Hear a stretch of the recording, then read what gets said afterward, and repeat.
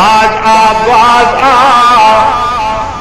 ہر آنچ ہستی باز گھر کافر قبر و بت پرستی باز ای درگہ ماں درگہ نومیدی صد بار اگر توبہ شکستی باز او خطا کار اگر 100 مرتبہ توبہ کر کے توڑ دی ہے نبھا نہیں سکا لا تقنطوا من رحمت اللہ ایک مرتبہ پھر میرے در پہ آ کے دیکھ جبین نیاز جھکا کے دیکھ طلب کا دامن پھیلا کے دیکھ ندامت کے اشک بہا کے دیکھ میرے فضل و کرم کو آزما کے دیکھ تیرے آنے میں دیر ہے میرے راضی ہونے میں دیر نہیں ہوگی او عبادت گزارو عابدین شب زندہ دارو خطا کاروں اور گناہ گاروں کو بھی حقارت ہی نظر سے نہ دیکھا کرو پتہ نہیں اسے کس کی کون سی ادا پسند آئے آپ کو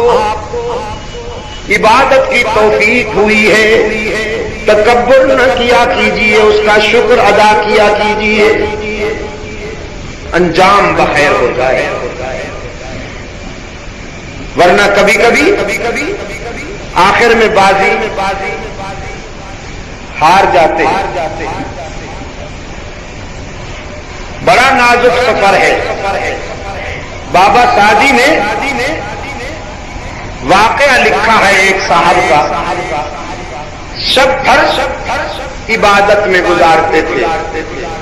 رات بھر قیام کرتے تھے تلاوت کرتے تھے ذکر کرتے تھے نوافل پڑھتے تھے لیکن صبح اٹھ کر محلے کے دوسرے لوگوں کو کہتے تھے بدبختو ساری رات پڑے رہتے ہیں فقیر کو دیکھو ساری رات عبادت میں گزارتا ہوں تسبیح پڑھتا رہتا ہوں تم تو سارے جہنمی ہو بدبختو سیدھے جہنم میں جاؤ گے مجھے دیکھو ساری رات عبادت کرتا ہوں حق تعالی نے فرمایا ساری عبادت تمہارے منہ پہ مارتے ہیں ایک بھی سجدہ قبول نہیں ایک بھی سجدہ قبول نہیں یاد رکھنا راول پنڈی کے روشن ضمیر ہو وہ تمہارے سجدوں کا محتاج نہیں روزوں کا محتاج نہیں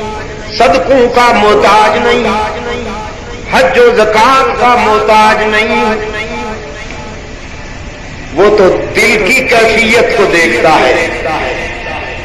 ان تمام باتوں سے روحانی تربیت ہوتی ہے اور پھر دل کی کیفیت بنتی ہے بس صبح ہوئی آنسو تھمتے نہیں رکت طاری ہے کسی کو کچھ بتاتا بھی نہیں روتا چلا جا رہا ہے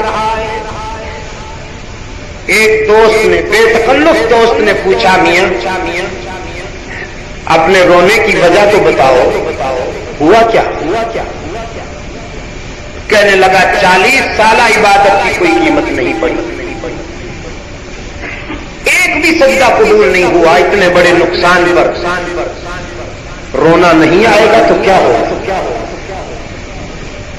وہ دوست بھی کوئی عجیب دوست تھا کہنے لگا جب 40 سالہ عبادت کی کوئی قیمت نہیں پڑی تو اب کب تک ٹکرے مارتے رہو گے باقی زندگی کتنی رہ گئی ہے چھوڑ دو جب قبول ہی نہیں کرتا رند بن جاؤ مزے کرو اب وہ تو سمجھا تھا کہ قبول نہیں ہوئی میری عبادت میں کہتا ہوں قبول ہو گئی کہ اس موڑ پر اللہ نے دستگیری فرمائی گرنے نہ دیا کہنے لگا توانی ازاں دل بپرداختن توانی ازاں دل بپرداختن دانی کے بے تواں ساخ راستن، یہ تو نے کیا کہہ دیا کہ اس کا در چھوڑ کر چلا جاؤں؟ پھر یہ تو بتا کے جاؤں کہاں؟ اس کو تو سجدے کرنے والوں کی کمی نہیں، رکوع کرنے والوں کی بھی کمی نہیں، قیام اور طواف کرنے والوں کی بھی کمی نہیں۔ ان من شیء الا یسبح بحمدہ ولکن لا تفقہون تسبیحہ۔ کائنات کا ایک ایک ذرہ اس کی حمد و تسبیح کرتا ہے، وہ ہماری تسبیح اور عبادت کا ضرورت مند نہیں، وہ تو بے نیاز ہے، لیکن میرے لیے تو اس کے در کے سوا کوئی در ہی نہیں، لہذا میں اس کا در چھوڑ کر کہیں نہیں جا سکتا۔ قبول کرے نہ کرے، میرے ٹوٹے پھوٹے سجدے اسی کے لیے مخصوص ہیں۔ نہیں جاؤں گا کسی اور کے در پر، اسی کے در پہ آنسو بہاؤں گا، رو رو کر جان دے دوں گا کہ تنگ دستی کے جو عالم میں گھبراتا ہوں، پردرے غیر پہ جاتے ہوئے شرماتا ہوں، ہاتھ پھیلانے میں محتاج کو غیرت کیسی، شرم اتنی ہے کہ بندہ تیرا کہلاتا ہوں۔ دن بھر روتا رہا، رات آئی سجدے میں گرا، فرمایا قبول است گرچہ ہنر نیستت کہ جزما پناہ دیگر نیستت۔ آج ہم نے تیرا یہ سجدہ بھی قبول کر لیا اور سابقہ